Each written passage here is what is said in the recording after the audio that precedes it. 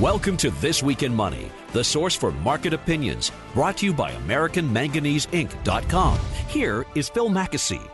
Danielle Park is president and portfolio manager of Venable Park Investment Counsel. She's author of the best-selling book, Juggling Dynamite. You can find her blog at jugglingdynamite.com. Hey, Danielle, welcome back to This Week in Money. Hey, Phil. Thank you. Boy, one place they are juggling dynamite is in Europe this week. Markets are focused on what's going on there with the summit. At least one country, it's thought, may pull out of the Eurozone, maybe more. We're seeing some really apocalyptic headlines here. Has Europe reached its end game? Will the Eurozone collapse? World makes preparations for a Eurozone breakup. Is it really as bad as it sounds, Danielle? Well, I don't see any practical solution to the current structure. So I would have to lean on agreeing that we are probably in the final stages of the euro as we know it. Now, how will that look?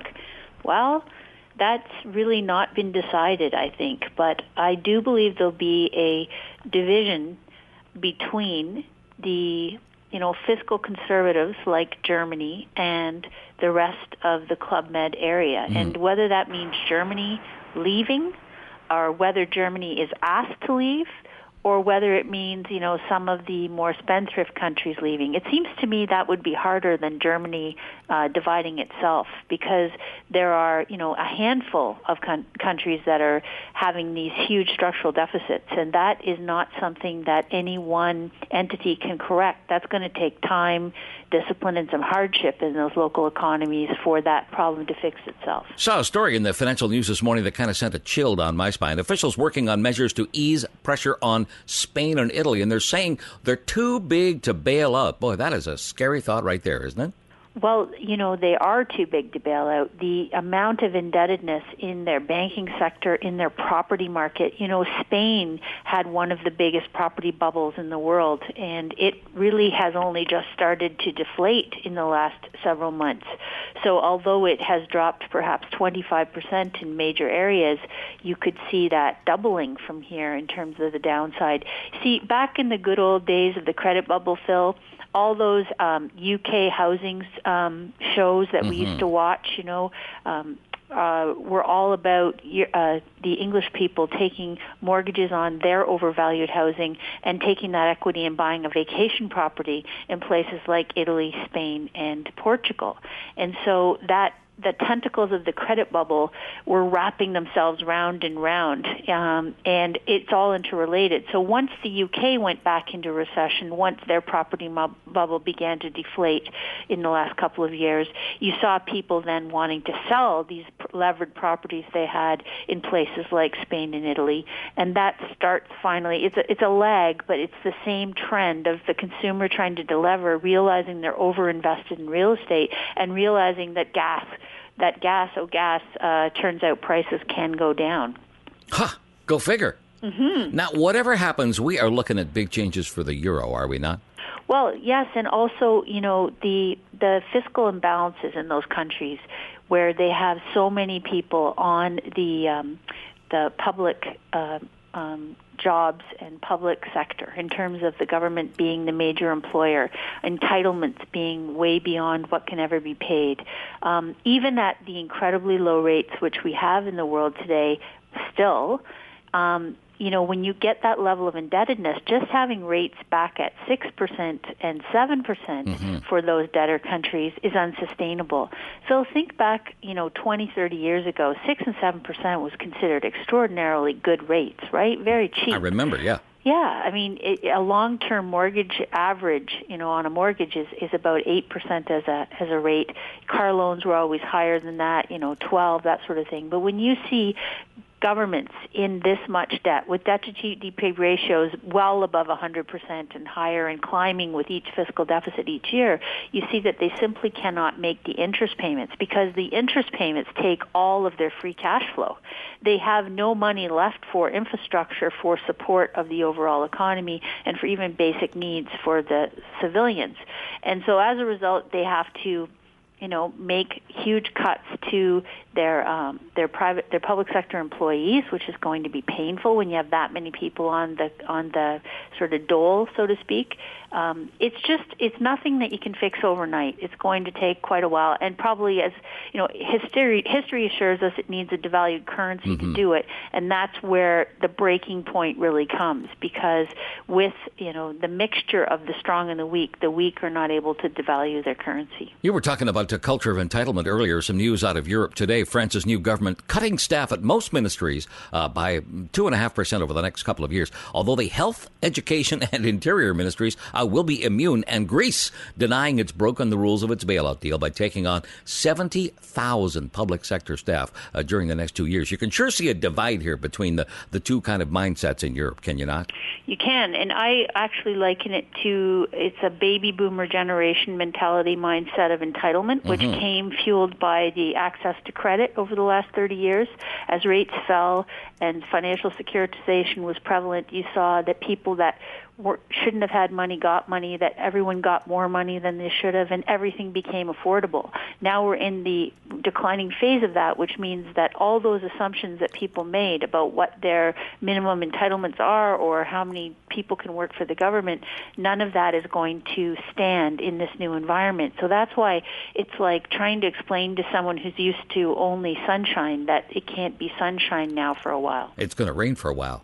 Yeah. Grab your umbrella. Again, with the disconnect between these two different parts of the Eurozone, here's French President François Hollande. He wants Germany to share Eurozone debt. He's calling it debt mutualization. What the heck is that? Well, that's where you're broke and you ask your neighbor to help pay your bills because you're broke. Okay. And your neighbor seems to have more cash flow, so why wouldn't he just toss you a bone? It's that kind of thinking. But I think it was a pretty key quote this week that came out of the some of the press releases and speeches that were made by Chancellor Merkel. She was saying liability and control belong together. And I think that's a very deep and meaningful point, liability and control. So this is you again and your family, Phil, with kids in the house needing a bunch of stuff and they making no money, right? And them giving the list of needs and wants as children always do. The person who knows what the cash flow is, who's managing the solvency of the household and is trying to keep the ship afloat, has to decide what can be afforded. The kids, as far as they're concerned, they can take everything, want everything, what's the problem? Well, this is where Germany finds itself in this parental role to these countries that are spending so much more than they can possibly bring in revenue. And they're having to be the bad cop or the bad parent and say, you can't have that because we can't afford it. And if I give you all the cash flow to do everything you think you want to do, we will go bankrupt as a unit. So that's where, survival of the fittest requires that you sometimes cut people free and let them find their own solution. Chancellor Merkel sending a pretty clear message this week telling Germany's parliament that Euro bonds at this stage would be, in her words, and it's pretty hard to misunderstand this, would be economically wrong. That's pretty clear cut. Well, I have to agree with her for the reasons that we talk about all the time. I think there's this is politics. So we do see that when we look at some of the, German media, Der Spiegel and various domestic news services, we see that what she says at home is often quite strong in terms of her rejection of some of these ideas.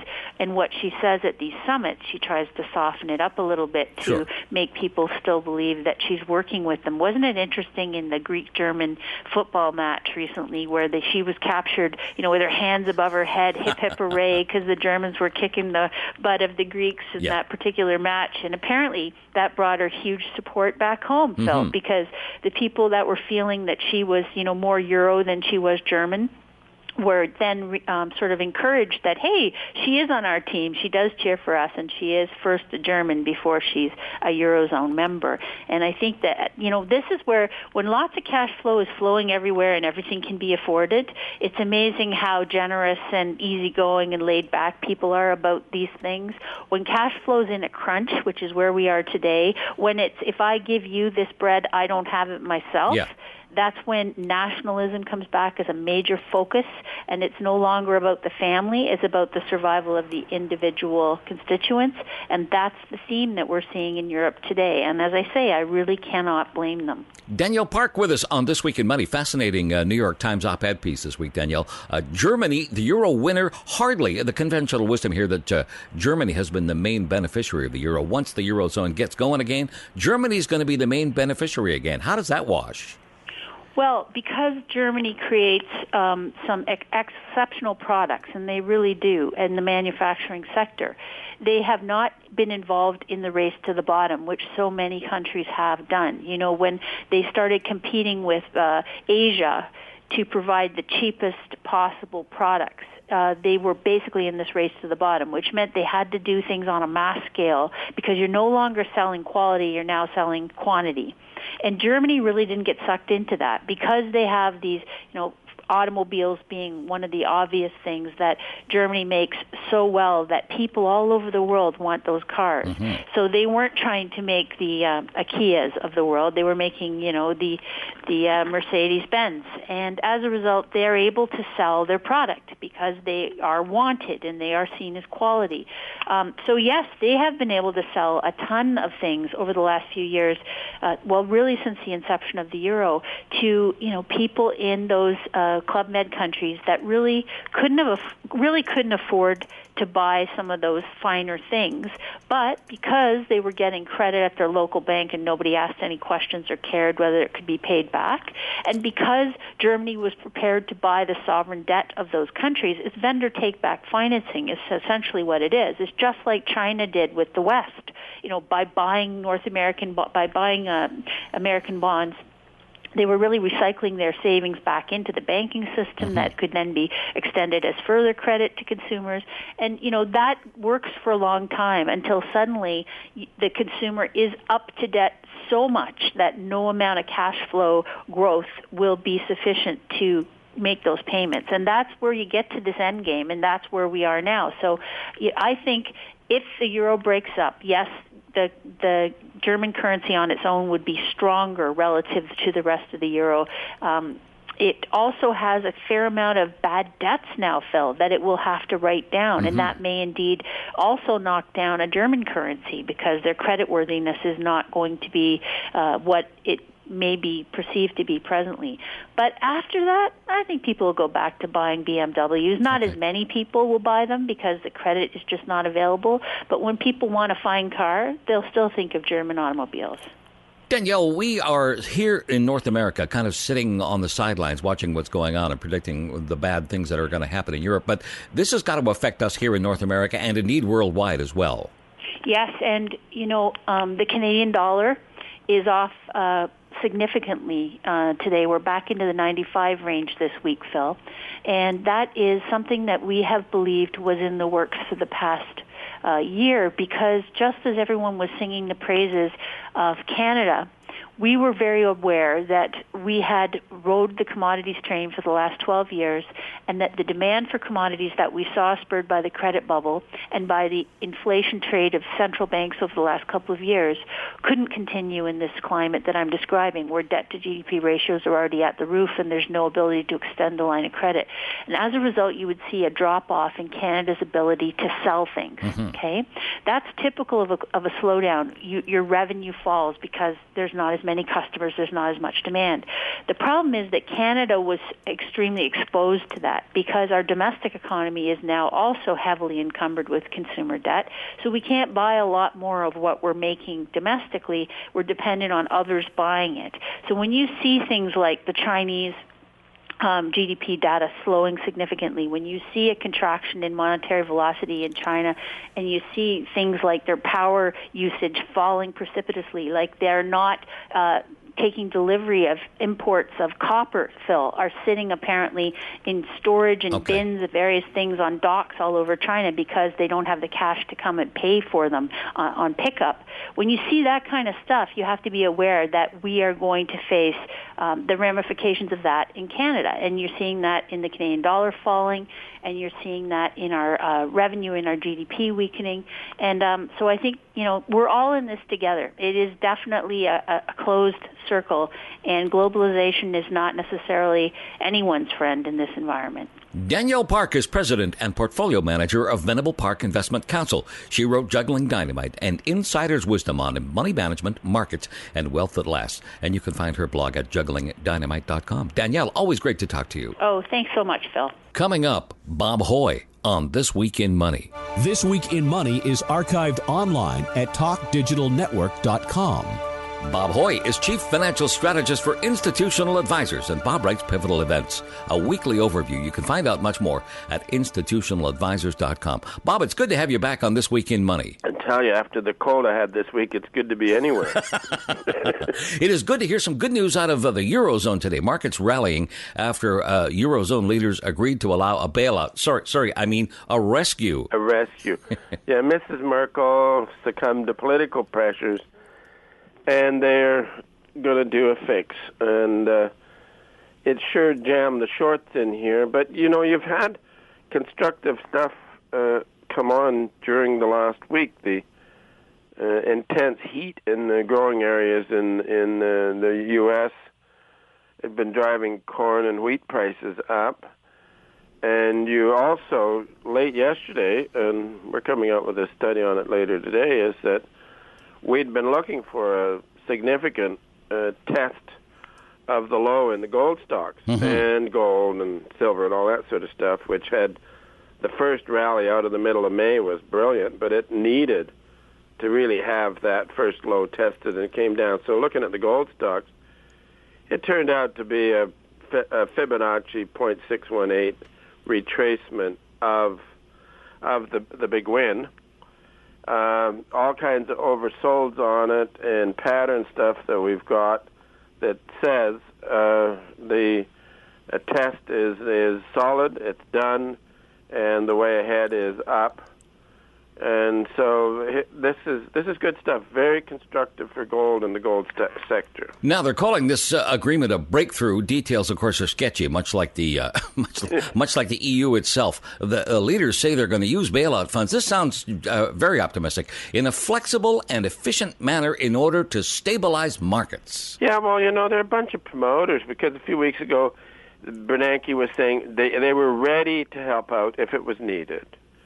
And the question that is very important today is that we shouldn't be looking at these guys' boasts that they can do this and they're ready and all that sort of stuff. One should say, and of course the only reason why I'm going on to this, because I know the answers already, is when have hands-on stuff from politicians and central bankers ever fixed a post-bubble contraction before? Never. Never. And then what happens, like in 1929, at the time, and then right into 1933 or 34, the movers and shakers, the establishment, knew that the bust and the hard times had been caused by the previous big speculation called the Roaring Twenties. Mm-hmm. So they set out and they created the Securities and Exchange Commission, which was to prevent another bubble. They came in with the Glass-Steagall Act, which separated commercial bank from Wall Street banking, and that would prevent another bubble. And then, not an official publication, but Graham and Dodds came out with their value investing book, and it said to fund managers, here's the benchmarks, don't ever be stupid again, and that'll prevent another bubble. So it was all to prevent a bubble, and they knew that the bust was caused by the bubble. Mm-hmm. But then later on, you had a whole series of interventionist economists who knew that the Fed was the perfect instrument. It didn't prevent the crash in the 1930s depression, but the instrument is perfect. So therefore, the guys running the Federal Reserve made an error and were too tight. Even Milton Friedman and Anna Schwartz in their history of banking made some sort of a weird idea that high pressure money The Fed tightened and it went away. But if you look at documents of the time, newspaper articles, like when they raised the discount rate in August of 29, the Fed knew that things were very speculative, and their intention was to sort of slow down the money to Wall Street and ease to Main Street. And, of course, you went into a crash. And then at the time, the head of the New York Fed stepped into the market and bought bonds out of the market and exceeded his authority by a factor of 6 times. And then in the wrap of it all, in 1932, Barron's wrote an editorial saying that every anti-deflationary measure taken by the Fed, such as buying bonds out of the market, is seen not to be working. Mm-hmm. So there is evidence through the early part of the 1930s that the Fed was trying. So that's the thing to learn, not to disguise it, is that there have been booms, great booms in the past, and the authorities have tried to prevent the contraction from getting serious, and it didn't work. But this time, the attempts to save things have been much more spectacularly published, and even to a reckless point. But as Tom, I think it's Hankey the other day pointed out, that the Federal Reserve, the world central bank's ability to create money and credit, is being offset by the private side ongoing contraction of credit and money. So it's a struggle. We're talking to Bob Hoye from Institutional Advisors here on This Week in Money. We're talking about the European agreement of sorts. We do have some specifics, Bob. Bailout cash going directly into those Spanish banks that need the money rather than to the Spanish government. And they're going to consider now proposals to establish a centralized banking authority by the end of the year. Oh. A bigger agency. Yes, well, another that'll agency. Work better than the one before, I'm sure. At least that's the belief. But that one, and historically we can condemn that one as well, because in the 1873 bubble, there was no U.S. central bank, and the establishment was convinced that the Treasury system was wonderful. It was on a fiat currency. They could issue any amounts of dollars, and that would prevent things from going wrong. Well, you ended up in a depression. And then by 1928-29, the establishment was absolutely convinced that the bubble was real, it was a new golden era, and it would last because the Federal Reserve was a new scientific instrument, had replaced the old and dreadful Treasury system. So that's what happens in these manias, the reliance upon whatever financial agency exists. We know the stock markets are euphoric over the trends in Europe. What's the bond market telling us? Well, the bond market's off 1.5 points. So you got that old relationship going, is that when the assets of stocks and commodities are up, the long Treasury goes down. But also in this kind of an attitude, well, then you get a rally in junk bonds as well. Okay. So they're up today. And, of course, all the European bonds, I didn't check them here. Just checking this, Bob, the Spanish 10-year falling to 6.5, down from 7 last week, and the Italian 10-year below 6% today. Yeah. No, this is all the kind of stuff you get. So everything's fixed and everything's well. Yeah, here you got a nice rally in the junk bond sector. 0.66% on the day. And for a junk bond, that's a very good move. And the index here has gone from 39 yesterday to 39.48. So, all's well, and I'm not sure how long well, but I think it's fitting in, Phil, to our prospect for a choppy summer. Bob, you and I were talking earlier about the effect of this agreement and what's going on commodities. Look at oil, up almost 5% after the agreement. Yeah. No, this is, again, these commodity prices had got beaten up severely, and you've had strength coming into the grains because of the extreme hot weather, and that helps the commodity market. So the whole thing was poised for a catalyst. And if the catalyst hadn't come, I think these things would have gone up anyway. Okay, so some other catalyst would have appeared to take the place of this, quote, agreement, unquote. Now, of course, some of the jump in the oil price, basically from that 2% jump in the euro against the U.S. dollar, I guess we expected the euro to jump as just a matter of cause today. Yeah, as I say, it's not so much the fix. It's the fact that these markets were oversold and poised for a rebound. You had constructive things going on for the grains, and as of yesterday's close, you had the enough technical stuff in the gold stock to say that there would be a rally in the gold stocks. Okay, let's talk about our favorite commodity, gold. It's up almost $50 today, back up to $1,600 again. Well, again, we've been using the gold stock index, either the Hoye or the XAU, or even going back further. So the disaster came in was everything reached sort of highs in February, March when things would sell off. And the gold sector got hit extremely hard, so hard that it registered on we used a monthly RSI on it, and it got down to 24 in the middle of March on the monthly reading. And the worst ever was a 22 in 1924.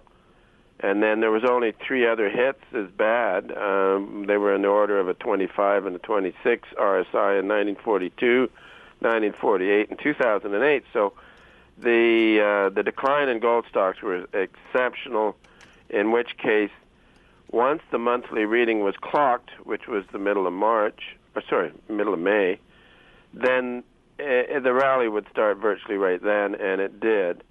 And the first one was brilliant. Then, as we've been hammering, it needed to have a significant test of the lows to technically confirm that the trend is changing. So here we are, very brilliant bounce. And what one would like to see is the let's just take a quick look at the GDX.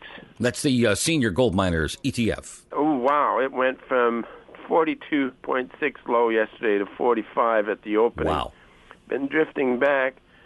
But the test then, on the first rally, it got to 48.72. That was from 39 in the middle of May. Mm-hmm.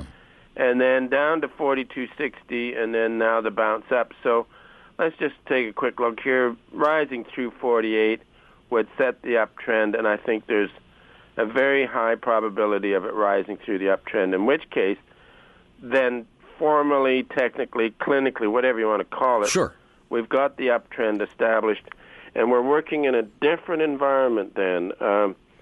The problem for through 2011 in the gold stocks was that huge speculative high for silver in March, April of 2011.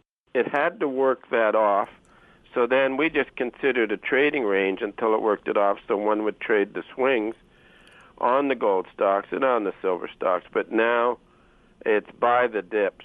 And again, let's be clinical and technical and say that the uptrend will be established when the GDX gets past the 48 level. Okay.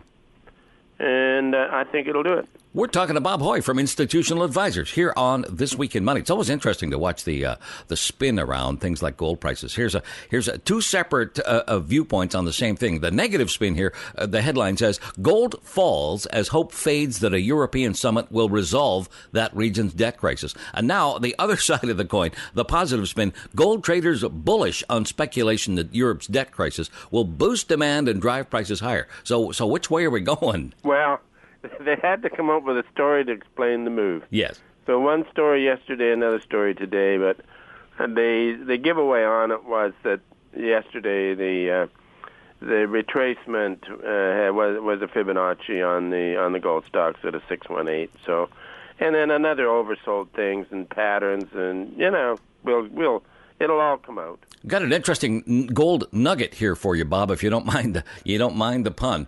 Try to explain this to me. At the beginning of 2005, gold was around $400, and the dollar index was 80.5.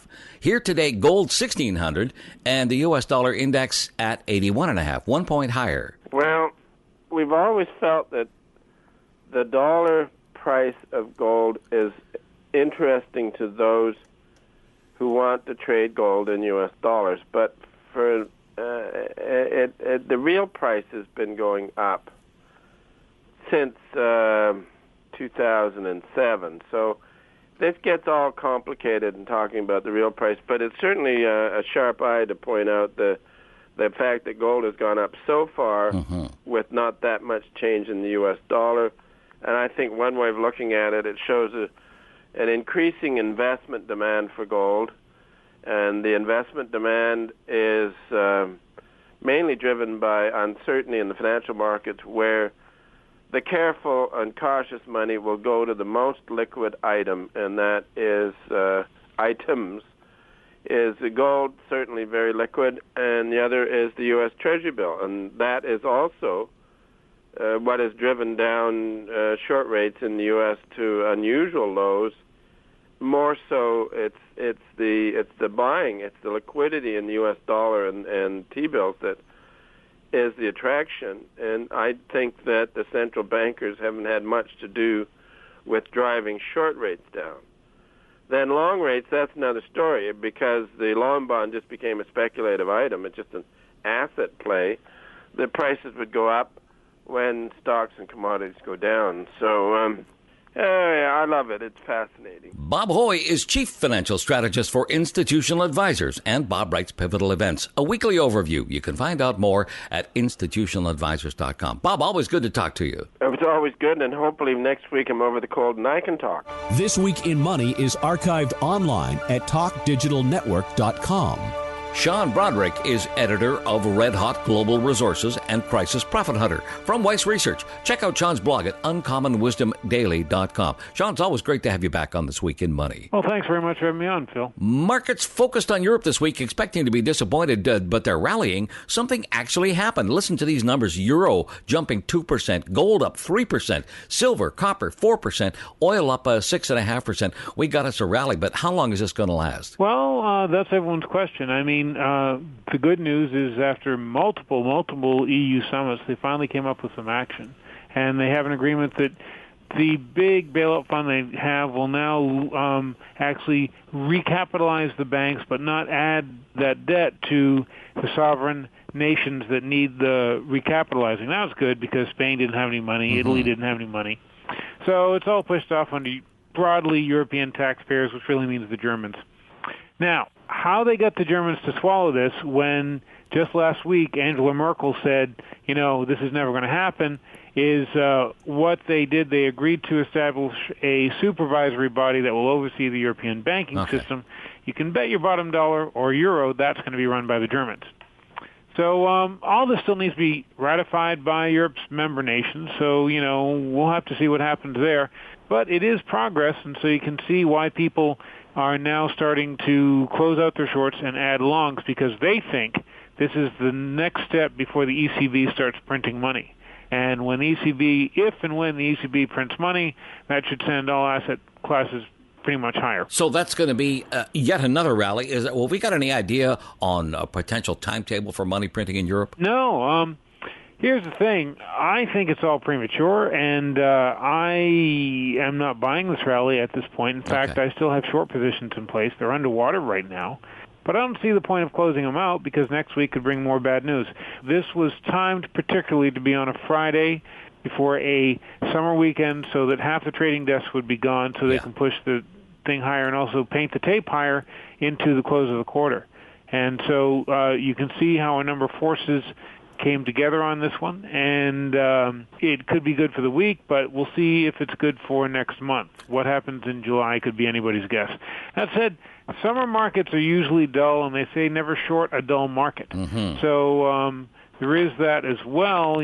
Perhaps people do not want to be in this. Personally, I think traders must be getting exhausted because every time they think that the market's going down to where it should be, some kind of program is trotted out that then sends the market sharply higher, and that's a hard way for anyone to invest. Details kind of sketchy, and of course that's going to cause a short-term rally. And as you mentioned earlier, we haven't really heard from the Germans on how this is going to work, and even if they're going to go along with it. And I guess as the details get worked out, that's what really affects what's going on in the markets. And as you say, we got to watch next week what's going to happen here. Right, exactly. But many things have gotten to an oversold area. Oil, in particular, which is up nicely, that had gotten down to the lows from last year, and so you can see why it would bounce here. You can see why it could, in fact, rally sharply.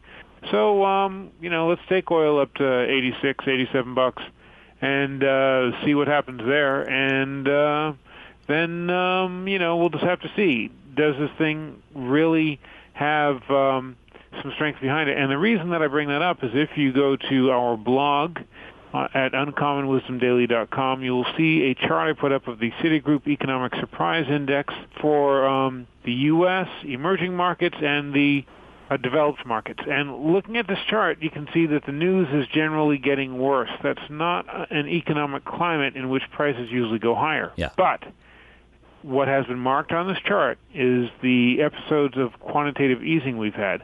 And when that happens, it's usually good news for the economy because all that money gets in and it, pushes things around, and so it generally breathes some life into things. So the European Central Bank printing that everybody is counting on had better happen. Otherwise, this chart paints a pretty ugly picture. Are we looking at basically a whole summer of quantitative easing? It seems like all these guys do lately is juice the system with money, and that brings things up for a little bit. And then as the market wakes up to what's really going on, the things kind of sag a little bit. I think the central banks are actually getting kind of tired of printing because these previous money printing programs, they only help modestly at best, and they juice up commodity prices, of course, gold, silver, oil, but they haven't actually gotten the economies of the world to reach the escape velocity that they need to really start, generating growth on their own. Mm-hmm. And so I believe that's why the central banks of the world are holding off. They'd like the politicians of the world to actually come up with real solutions, but lacking that, every once in a while they just unleash a flood of money because that seems to be what works. Sure. Now, that said, many stocks look cheap. I can list energy and gold and silver stocks that look dirt cheap right now.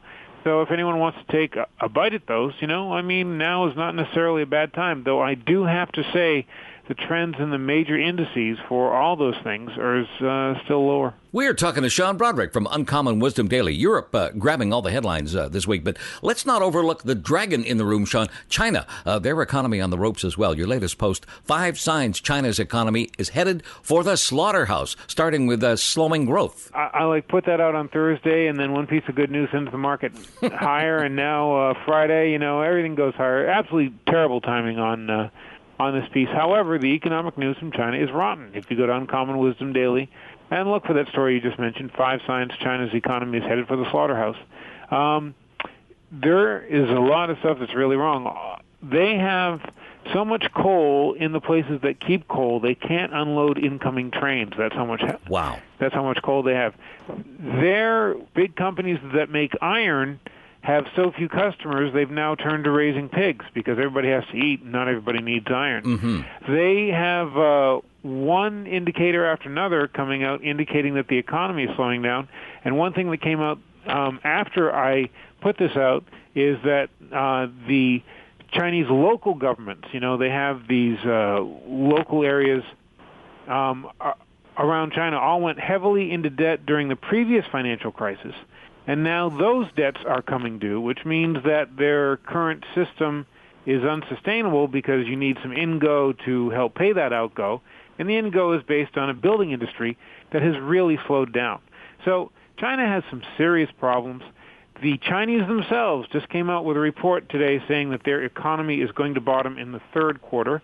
I would point out they said the same thing about the second quarter. Okay. And how they know that means, I don't know how they did know that. Maybe they specialize in making crystal balls in China. But they think things are definitely going to improve in the third quarter, and this time they mean it. And so, we'll just have to see what actually happens. Now, we've been conditioned to believe that China is driving the world economy, that we need China to just keep going at an annual rate of almost 20% or so. That's obviously not happening. What kind of effect has that had on commodities and markets generally? Well, that really has been a big depressant for many commodity prices. Now, that said, you have to remember one cure for low commodity prices is low commodity prices, because it gets to a point where projects are shut down and expansion plans are canceled and stuff like that. So that finally kind of cures the low commodity prices anyway. This is a big correction we're seeing in commodities, no doubt about that. Recently, on the blog, I put up a chart of the CRB index, which you can still click through. It's an active link, so it brings you to the latest chart of the CRB index. And you can see how it broke support, and it could head lower. I mean, it also could find support here. I mean, the big crash seems to be over, but just because it could find support doesn't mean it will, and we could see lower prices ahead. As a resource-based economy, Sean, here in Canada, we are obviously very sensitive to what's going on in China, are we not? Well, yes, but the good news for Canada is that your economic growth surprised everybody. That news just came out on Friday, and so basically due to the growth in the energy industry. So there are other parts of your economy that aren't growing so well. However, things are generally looking up there, and so, you have your problems, much like everyone else does, and sure, the U.S. is still your biggest customer, so when the U.S. catches a cold, you come down with a flu. All that stuff still applies. However, I have to say that if I'm looking for an area of strength, Canada is one place I would look. We're talking to Sean Brodrick here on This Week in Money, and one of the things we've been talking about all year long is the gold mining stocks. They've been down in the dumps for a long time, and you have been saying to me for as long as I can remember, we are at the bottom, and there's a huge opportunity coming up here. Do you still see that kind of thing happening over the summer and fall, Sean? Well, yeah. I mean, but I'm not adding gold stocks to my portfolio yet. I'm just making my shopping list, which is what I talk to you about every single time. And there are more stocks on the shopping list. Different stocks rotate in and out of the shopping list. We are coming up, I believe, to a major buying opportunity. It's just you don't want to be the guy trying to catch the falling knife because you just get a bunch of bloody fingers. Wait until this thing puts in a bottom. Now, on Friday, we saw gold rally nicely, testing 1,600 overhead resistance, and so we'll have to see what happens next week. If gold can actually pull out a real rally here, then it has a long way to go, actually, before it hits overhead resistance. So maybe, it could have a short-term rally. But we have to see what happens with the big trend, and so far, on a chart of the big trend, it is testing that support, but it's not breaking it yet. And so that's good news if you're a gold bull, and we just need this thing to actually find its feet and head higher. And then, things can really start looking up here. Sean Brodrick is editor of Red Hot Global Resources. Check out Sean's blog at uncommonwisdomdaily.com. Hey, you can also find Sean on Twitter at Sean Brodrick. Sean, thanks for talking to us, my friend. Always good talking to you, and I hope everyone has a great summer. Thanks to our guests, Danielle Park, Bob Hoye, and Sean Brodrick. And thank you for listening. I'm Phil Mackesy for AmericanManganeseInc.com. We're back next week with another edition of This Week in Money. This Week in Money is a production of Howe Street Media Incorporated.